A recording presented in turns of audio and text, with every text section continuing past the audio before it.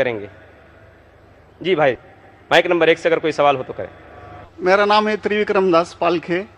मैं नौकरी करता हूँ यहाँ पर एक हार्डवेयर और प्लाउड के दुकान में। मैं आपका बहुत बार प्रवचन टीवी पे देख चुका हूँ, बहुत आनंद भी आता है। अक्सर आप का जो प्रवचन रहता है, जो हिंदू का जो आता है, आप वेदों से देते हैं, आप यानी जो भी वेदों से कंपेरिजन करते हैं। लेकिन हमारे जो वेद है वो अक्सर जो है वो स्वर्ग यानी जन्नत तक ज़्यादा करके ये करते हैं। लेकिन उसके आगे अगर हिंदू में अगर हम लोग जाएंगे, अगर सही में हिंदू भी नहीं बोलते, हम सनातन धर्म कहते हैं। जैसे आपने अभी व्याख्या किया था, नदी के पार के हिंदू उसको कहा जाता है। तो हम तो सनातन धर्म से है। तो सनातन धर्म में हमारा जो आता है जो भगवत गीता, जैसे आपके अंदर जो ये है, जैसा बाइबल का आपने, इस्लाम का ये है, कुरान है, तो इसी तरह हमारा भगवत गीता है। और जो भगवान के बारे में जानना है यानी अल्लाह के बारे में जानना है तो अगर हमारा है तो भागवतम है। तो भागवतम से हम लोग हमारा चलता है सब कुछ। अगर ये है वेद तो हमको स्वर्ग तक जाने के लिए है। लेकिन हमारा जो भागवतम है वो अल्लाह तक जाने के पहुँच तक है, यानी अल्लाह को हम सामने सामने देख के उनकी सेवा करने के लिए है। तो जो अभी आपने जो भी बोले थे, जो जवाब दिया था, अभी कर रहे थे औरतों के बारे में, माता जी लोगों के बारे में, तो हमारे भगवत गीता में भी लिखा है कि औरत को भगाता है तो उसको मार दीजिए। ऐसा नहीं है कि आपके इसमें सब में एक ही जैसा है। और आपका प्रवचन मुझे बहुत बहुत अच्छा लगा कि आपने जो कहा, जो लिखा गया किताब है वो किताब के मुताबिक चले तो बहुत आदमी सुखी रहता है। बाकी तो मैं और कुछ सवाल तो कुछ पर्सनल पूछना चाहता हूँ, बाद में मैं आपको मिलके सब पूछूंगा, सबके सामने नहीं पूछ सकता। लेकिन आपका प्रवचन सुन के मुझे बहुत आनंद आया। हमारे हिंदू भाई ने कहा है कि वो काफ़ी मेरे तकरीर देखते हैं टीवी पे और प्रसन्न होते हैं, खुसूसन जब मैं हिंदू धर्म के बारे में कहता हूँ। और वो कहते हैं कि वो सनातन धर्म को मानते हैं। और सनातन धर्म में भी आपको शायद ये पता होगा कि सबसे अव्वल किताब भगवत गीता नहीं है, वेद है। भगवत गीता सनातन धर्म अगर आप पढ़ेंगे, आर्य समाज, आप आर्य समझिए, सनातन धर्म में बहुत से किस्म है। आपको इस्कॉन से मैं, इस्कॉन, बिल्कुल इस्कॉन, हरे रामा हरे कृष्णा, इस्कॉन, ठीक है। तो इस्कॉन का तस्करा करता हूं। मैं गया था एक बार कलकत्ता में, और कलकत्ता में तकरीर थी मेरी। उस वक्त बारिश आती है, बारिश तो हो गई, लेकिन मेरे साथ आने वाले थे इस्कॉन के हेड कलकत्ता के।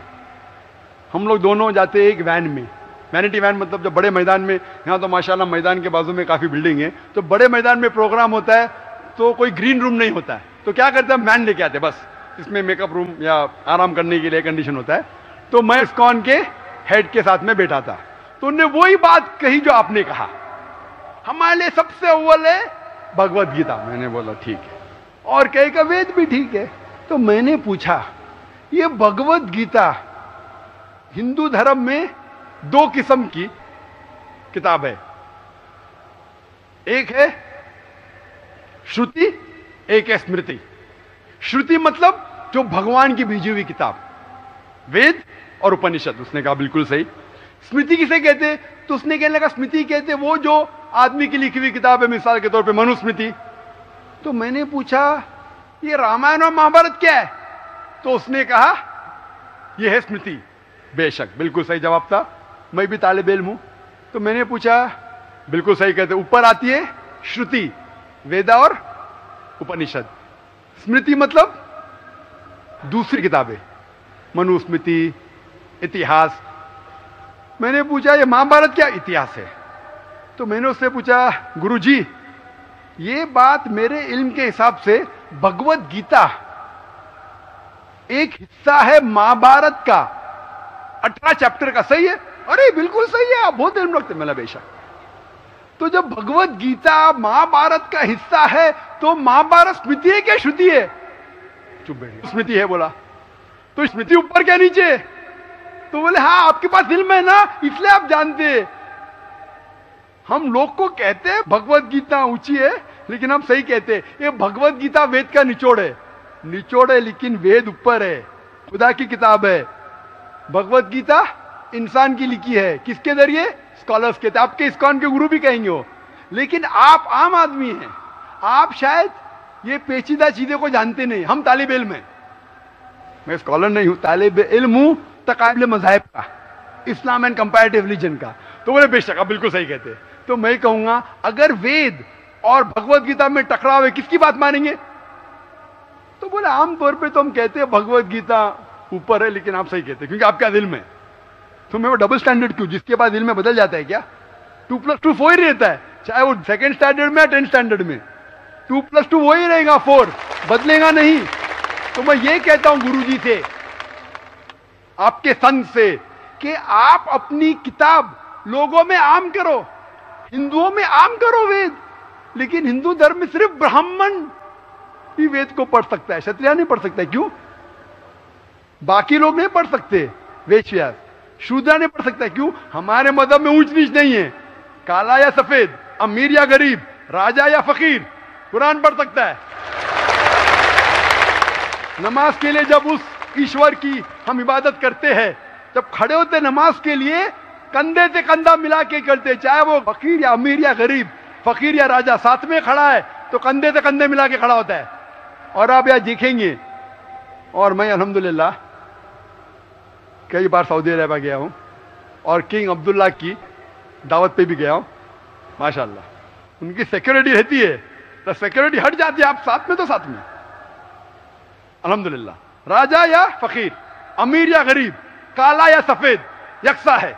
तो मैं ये कहना चाहता हूं, आप बिल्कुल सही कह रहे थे कि वेद स्वर्ग की बात करता है, लेकिन खुदा की बात भी करता है।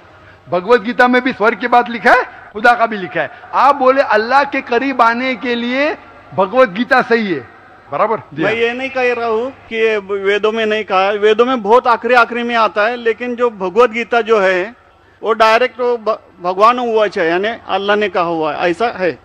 तो इसके लिए अभी वेद तो संस्कृत में है, वो पढ़ नहीं सकते, लेकिन जो भगवत गीता है वो बहुत सारी इसमें ट्रांसलेशन हो गई है। और जो भगवत गीता है बहुत सारे आदमी ने यानी लिखी हुई है, करीबन 200-300 लोगों ने लिखी है अपने अपने हिसाब से। हाँ, बिल्कुल सही कहा। लेकिन इस्कॉन का जो गीता है, भगवत गीता, वो गुरु परंपरा में है, वो भी आदमी है, एज इट इज लिखा हुआ है। यानी वो परंपरा में अगर गया तो कृष्ण तक गया, यानी जिसने जो कहा है वो एज इट इज है, इसके लिए उसका लिखा हुआ as it is Bhagavad Gita. आपके स्वामी प्रभुपदा, बराबर?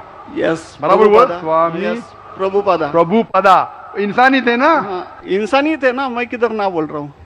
ये हमारा कुरान जो है ना, डायरेक्ट अल्लाह की तरफ से तो ना मोहम्मद सल्लल्लाहु अलैहि वसल्लम ने लिखा है। वही हम लोग ने ये कुरान जो है डायरेक्ट अल्लाह की नाज़िल यूं बहू।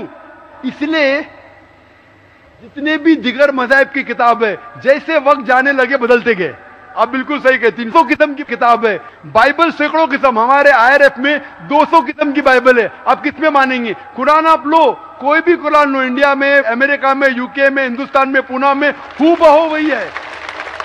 एक लफ्ज की बात दूर रही, आ की मात्रा, ई की मात्रा, जबर जेर पेश, वो भी फर्क नहीं है, फत्ता दम्मा कसरा में भी फर्क नहीं है। ओरिजिनल कुरान में तो फत्ता दम्मा कसरा था नहीं, लेकिन आज जब हम पढ़ते हैं माशाअल्लाह। तो मैं ये कहना चाहता हूं, जितनी भी किताबें पहले आई, आज भी आप बिल्कुल सही कहते हैं, भगवत गीता वेद का निचोड़ है। लेकिन जब निचोड़ होता है वो असली फल से कॉन्ट्रडिक्ट करे तो फल और अहम है। मैं बिल्कुल मानता हूं, स्वामी प्रभुपदा मानते हैं कि भगवत गीता क्या है? वेद का निचोड़ है। और वो कहते हैं, मैं भी पढ़ चुका हूं, आपकी Bhagavad Gita as it is पढ़ चुका हूं, उसमें ही लिखा, उसका ही ट्रांसलेशन था। भगवत गीता अध्याय नंबर 7 श्लोका नंबर 20 में, जो कोई दुनियादारी के पीछे भागता है वो गलत खुदाओं के पीछे भागता है। आपकी भगवत गीता में लिखा एज इट इज में, और उसका अगर प्रीफेस पढ़ेंगे उसमें लिखा है कि ये जो वेद है वो गाय है, भोज से गाय है, और कृष्ण क्या है? दूध निकालने वाला इंसान, और दूध क्या है? भगवत गीता है। सही कह रहा हूं कि नहीं? प्रीफेस में लिखे है। कौन कहता है? आपके स्वामी प्रभुपदा। मुझे उसका ट्रांसलेशन पसंद है। अक्सर हमारे वहां भी माशाअल्लाह 50 से ज्यादा भगवत गीता है। मैं लेकिन स्वामी प्रभुपदा की गीता को पसंद करता हूं, अच्छी गीता है, इसीलिए मैं प्रीफेस कह रहा हूं। लेकिन उसमें भी लिखा हुआ है, उसके अंदर भी वो निचोड़े वेद का निचोड़ है, लेकिन निचोड़ मतलब नहीं कि असल फल को गाय को छोड़ देंगे। गाय चले जाएंगी तो दूध क्या करेंगे आप? गाय रहेंगी तो दूध मिलते रहेगा ना। दूध को लेंगे, गाय को मार देंगे, दूध आपका खत्म हो जाएगा भाई। गाय को जिंदा रखो, रोज दूध लो, बराबर के नहीं? दूसरे बच्चे पैदा करेंगे गाय, लेकिन तो गाय को मत छोड़िए। इससे हमें पता लगता है, उसमें लिखा हुआ है, आपके वेद में लिखा हुआ है कि और एक पैगंबर आने वाला है। आपकी भगवत गीता में लिखा है चैप्टर नंबर 4 में वर्ष नंबर 7 से 8 में, यदा धर्मस्य, यानी युग युग में जब भी परेशानी आएंगी इस धरती पे तो मैं एक रूप हासिल करूंगा, अवतार। अवतार की सही मानी आपको मिलेगा वेद से। उसमें पता चलता है जिसे हम कहते हैं पैगंबर, आखिरी पैगंबर, आखिरी अवतार कौन है? कल के अवतार। अगर आप भगवत गीता में मानते, अगर आप वेद में मानते, आपको आखिरी अवतार कल के अवतार में मानना ही पड़ेगा, फिर ही आप कह सकते मैं असल भक्त हूं भगवत गीता का। वो तो है ही, आपने जो बताया कल के अवतार तो आने वाला तो ही है, मानते कल के लास्ट अवतार में आने वाला है। आ चुका है। और उसमें लिखा था कल के अवतार की मां के नाम क्या है? सुमति। सुमति की मानी अमन, अरबी में कहते हैं आमिना। मोहम्मद सल्लल्लाहु अलैहि वसल्लम के वालदा का नाम था आमिना। उसमें लिखा है कल के अवतार, चैप्टर नंबर, अभी हवाला भी दे रहा हूं मैं, टाइम मिल रहा है ना। कल के अवतार चैप्टर नंबर 2 वर्ष नंबर 5 श्लोक नंबर 5, 7, 9, 11, 15। इसमें लिखा है कि उसके वालिद का नाम है विष्णु यास। विष्णु यास मतलब खुदा का बंदा, अरबी में तर्जुमा करेंगे अब्दुल्ला। मोहम्मद सल्लल्लाहु अलैहि वसल्लम के वालिद का नाम था अब्दुल्ला। उसमें लिखा है वो इसी जगह में पैदा होंगे जो अमन की जगह है। हम मानते हैं कि मक्का एक अमन की जगह है। उसमें लिखा है कि वो उस फैमिली में पैदा होंगे जो उस इलाके के अमीर होंगे। हम जानते हैं कि कुरैश के फैमिली में पैदा हुए थे मोहम्मद सल्लल्लाहु अलैहि वसल्लम। उसमें लिखा है कि वो 12वीं तारीख माधव के दिन पे पैदा होंगे, वो 12वीं रब्बी अव्वल मोहम्मद सल्लल्लाहु अलैहि वसल्लम पैदा है। आगे आप पढ़ेंगे, वेद में लिखा है कि उसके 4 करीब दोस्त थे, जिसका मैं जिक्र किया हूं। 4 करीब दोस्त मोहम्मद सल्लल्लाहु अलैहि वसल्लम के थे, जो हजरत अबू बकर, हजरत उमर, हजरत उस्मान, हजरत अली। मैं अल्लाह भी मौल, अल्लाह ताला की रहमत सब पे हो। किसके बारे में जिक्र करें? उनको सबसे पहली जो वही आएंगी वो आएंगी एक गार के अंदर। हम जानते हैं मोहम्मद सल्लल्लाहु अलैहि वसल्लम सबसे पहली वही आए गारे हिरा में। फिर वो करेंगे हिजरत, नॉर्थ की तरफ फिर से वापस आएंगे। मोहम्मद सल्लल्लाहु अलैहि वसल्लम हिजरत की मदीना जो नॉर्थ के ऊपर है, फिर से वापस आए। मैं तो 1 घंटा सिर्फ तस्करा कर सकता हूं मोहम्मद सल्लल्लाहु अलैहि वसल्लम हिंदू धर्म में, वक्त नहीं है। तो ये पूछना चाहता हूं, आप मानते क्या इस कल के अवतार में? आप मानते मोहम्मद सल्लल्लाहु अलैहि वसल्लम आखिरी पैगंबर है? मैं तो कुरान 3 बार पढ़ा हूँ साहब, मैं तो मानता हूँ कुरान को, वो बात नहीं है। मानना सिर्फ जरूरी नहीं, अमल करना जरूरी है। मैं कहूंगा मैं खुदा को मानता हूं, खुदा की बात पे अमल ना करता हूं तो बेकार है। मैं कहता हूं मैं मेरे वालिद से बहुत मोहब्बत करता हूं, वालिद की बेइज्जती करता हूं, वालिद की बात नहीं मानता हूं, वालिद से बदतमीजी करता हूं, तो क्या फायदा? आप समझ रहे ना?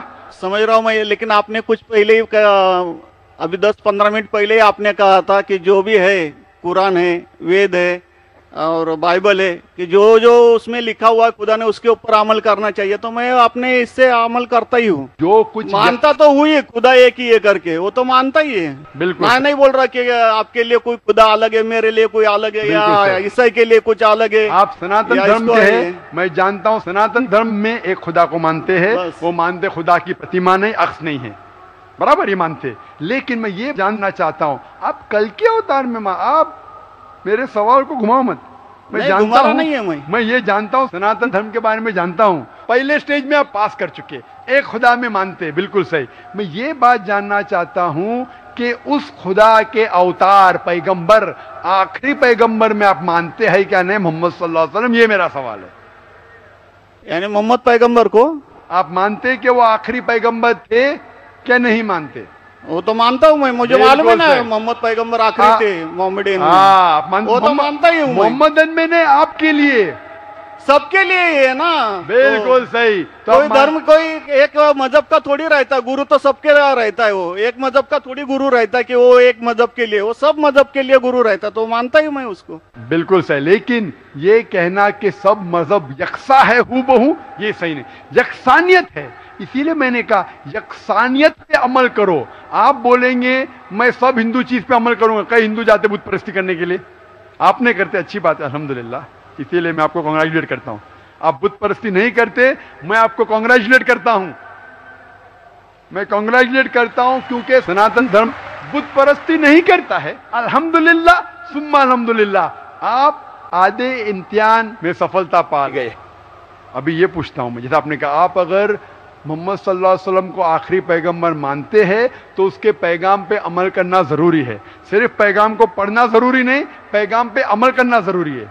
अगर मैं कहता हूं मानता हूं लेकिन अमल नहीं करता तो कोई फायदा नहीं। तो ये होता है कि अपने मन से खुदा की बात जो आखिरी पैगाम है कुरान शरीफ और आखिरी पैगंबर मोहम्मद सल्लल्लाहु अलैहि वसल्लम में मानना जरूरी है, फिर ही आप सही तरीके से मजहब को पहचान सकेंगे।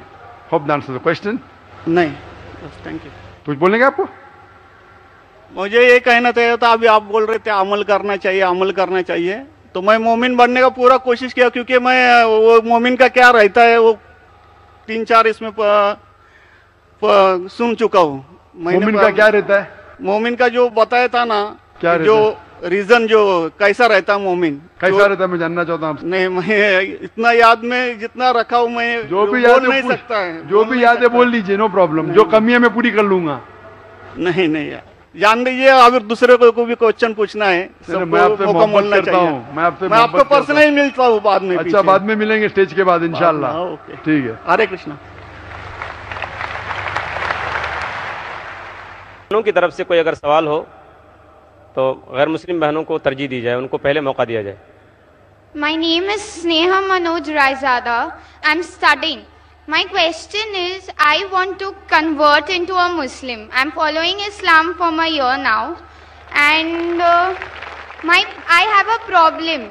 My parents